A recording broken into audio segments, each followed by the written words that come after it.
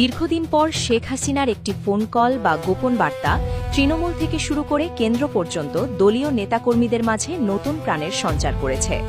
বিশ্বস্ত সূত্রে জানা গেছে, নেত্রীর নির্দেশ পাওয়ার পরপরই রূপ বদলেছে রাজনীতির মাঠের।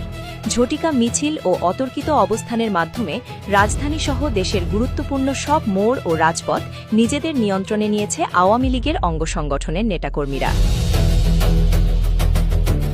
একটি মাত্র ফোন কল, আর তাতেই যেন ম্যাজিকের মতো পাল্টে গেল দেশের রাজনৈতিক দৃশ্যপট।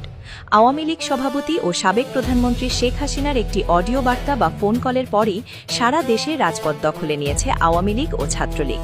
শুধু রাজপথই নয়, ঢাকা বিশ্ববিদ্যালয় ঢাবি সহ দেশের প্রায় সব সরকারি ও বেসরকারি বিশ্ববিদ্যালয়ের ক্যাম্পাস এখন সম্পূর্ণ ছাত্রলীগের নিয়ন্ত্রণে। শেখ হাসিনার দেশে ফেরার খবর ছড়িয়ে পড়তেই নেতাকর্মীদের মাঝে এক অভূতপূর্ব চাঞ্চল্য ও উদ্দীপনা দেখা দিয়েছে। সবচেয়ে বড় চমক দেখা গেছে শিক্ষাঙ্গনগুলোতে। গত কয়েকদিনের থমথমে পরিস্থিতি ভেঙে হঠাৎ করেই ঢাকা বিশ্ববিদ্যালয় ক্যাম্পাসে ব্যাপক শোডাউন দিয়েছে ছাত্রলীগ। সাধারণ শিক্ষার্থীদের একটি বড় অংশ এবং ছাত্রলীগের নেতাকর্মীরা একযোগে মধুর ক্যান্টিন, টিএসসি এবং কার্জন হল এলাকায় অবস্থান নিয়েছে।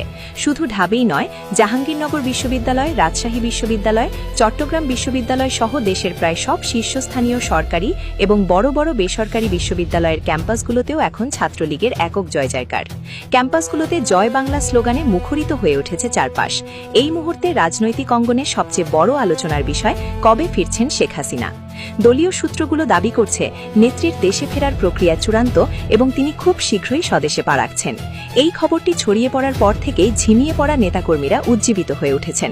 গা ঢাকা দিয়ে থাকা অনেক শীর্ষ নেতাকেও এখন রাজপথে সক্রিয় ভূমিকায় দেখা যাচ্ছে। আওয়ামী লীগ ও ছাত্রলীগের এই আকস্মিক ও শক্তিশালী প্রত্যাবর্তনে সাধারণ মানুষের মাঝে যেমন কৌতূহল তৈরি হয়েছে, তেমনি বিরোধী শিবিরগুলোতে ছড়িয়ে পড়েছে চরম উৎকণ্ঠা। ক্যাম্পাস এবং রাজপথে যে কোনো সময় বড় ধরনের সংঘাতের আশঙ্কা করছেন অনেকে। আইন শৃঙ্খলা রক্ষাকারী বাহিনী পরিস্থিতি নিয়ন্ত্রণে রাখতে সতর্ক অবস্থানে রয়েছে। ছাত্রলীগ কোনো সাধারণ সংগঠন নয়, এটি মহান মুক্তিযুদ্ধ এবং মুক্তিযোদ্ধাদের রক্ত থেকে জন্ম নেওয়া দল। শত চেষ্টা করেও ছাত্রলীগকে রাজপথ থেকে দেবে রাখা যাবে না। রাজধানী সহ সারা দেশের রাজপথ ও ক্যাম্পাসগুলো দখলে নিয়ে এমনই তীব্র হুঁশিয়ারি ও হুঙ্কার দিয়েছেন আওয়ামী লীগ এবং ছাত্রলীগের শীর্ষস্থানীয় নেতাকর্মীরা। শেখ হাসিনার একটি নির্দেশ বা ফোন কলের পর দেশ জুড়ে যে অভূতপূর্ব জাগরণ তৈরি হয়েছে, তারই ধারাবাহিকতায় এবার নতুন শক্তিতে মাঠে নেমেছে এই ঐতিহাসিক ছাত্র সংগঠন।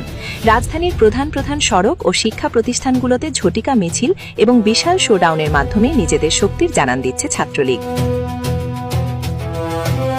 রাজপথে অবস্থান নেওয়া একাধিক কেন্দ্রীয় নেতা বলেন,